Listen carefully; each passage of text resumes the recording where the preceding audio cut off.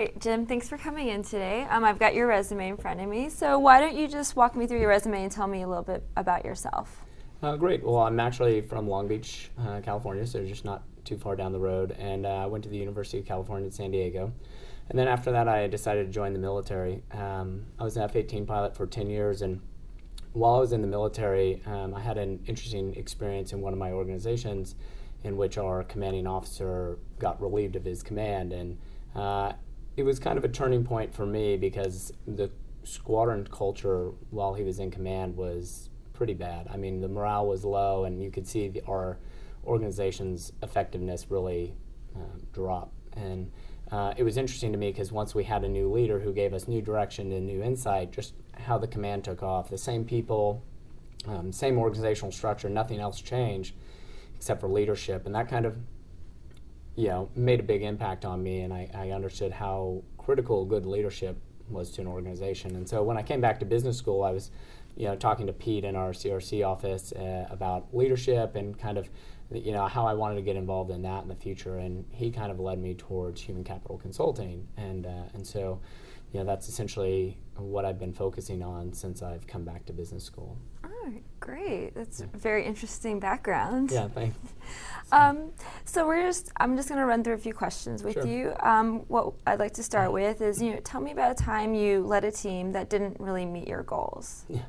That's an interesting one. It not only didn't meet our goals, but it was a pretty big failure, and I was the one leading it. So Wow. never a great moment in anybody's career. But essentially, we were in a training mission in the F-18, and I was the flight lead, and there was so much stuff going on. We were testing a new weapon. We were doing a big strike package that was thrown on us in a very short amount of time. So it was very time sensitive, lots of information going. And during the mission planning portion prior to us flying, I was so involved in what everybody else was doing and make sure everything else was right that I actually didn't step back and take care of my own responsibilities. And so, I have responsibilities as a flight lead for the whole flight, but I also have personal responsibilities as a flight lead to make sure everything goes smoothly, and I did not do that. And it was a great kind of introduction in how not to manage your team, micromanagement. And so what ultimately happened was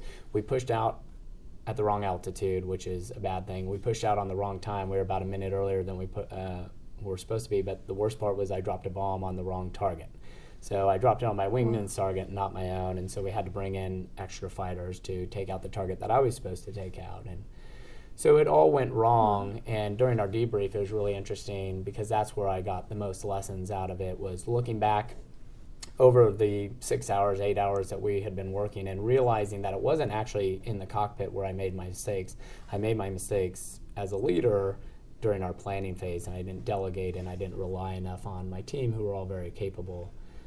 So that was a great lesson for me. It was a painful one to learn, but it was definitely a good one. All right, great. That's a very good story, and it sounds like you learned a lot from that. Yeah, definitely. Well, tell me about a time you worked with someone whose style conflicted with yours.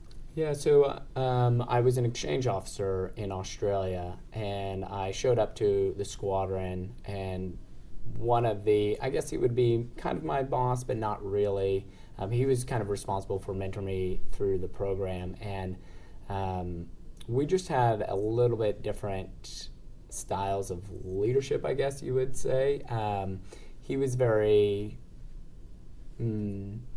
hard-headed, I guess, or hands-on, and just would like to get involved in everything, and not that my last story probably doesn't make you feel like that, but most of the time I'm pretty laid back, and but Australia has a different way of doing things, and I realized that I was going into their community and their organization, and so this person I kind of had to defer to him because it's kind of his house, and so I'm coming into a new organization, new place, and so somebody gave me great advice of just kind of go with the flow your first 6 months. You're going to get frustrated with some of the people or how the organization is structured, but go with flow, kind of understand that, and then at that point you could probably learn to try to make changes from there.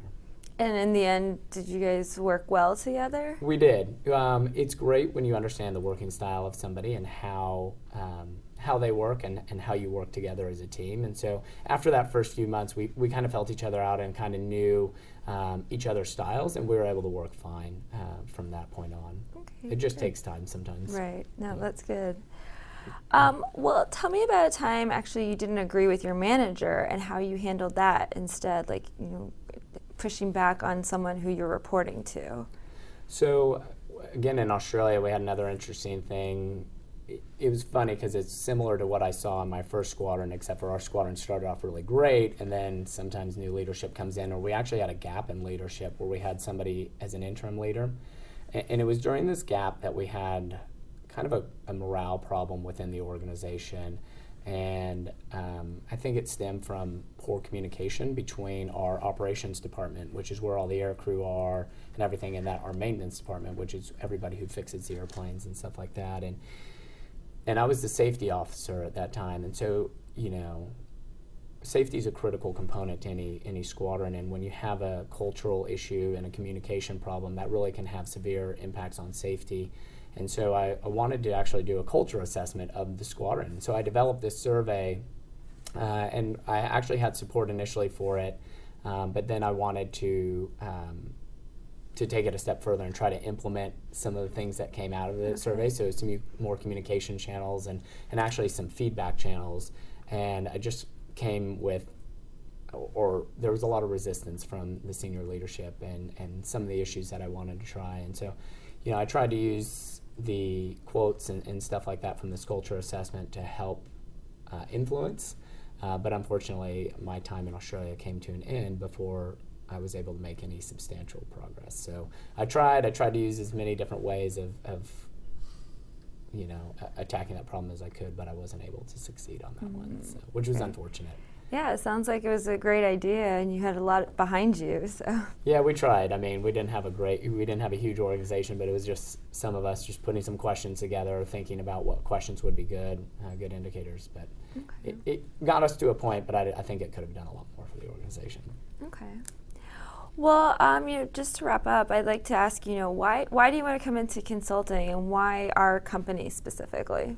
So, consulting, I think, is great for me because I don't come with a traditional business background. I didn't do a business undergrad. I was in the military for 10 years, so I don't have a real strong business background at this point. So I think consulting is great because it will give me exposure to a lot of different industries, and the learning curve in consulting, I've heard, is pretty steep. So, I expect to be working really hard and to have that steep learning curve, and I think that is great for me. I think it's great also because I come in with a little bit of different perspective. I have a more leadership-esque type background, which I think will hopefully benefit consulting well, or my personality, I think, is really great with consulting because I work in small teams. I've done that throughout my entire career, working in small teams to attack problems and stuff like that. So I look forward to going to organizations, working in a small team to kind of solve maybe one of their issues that they're having.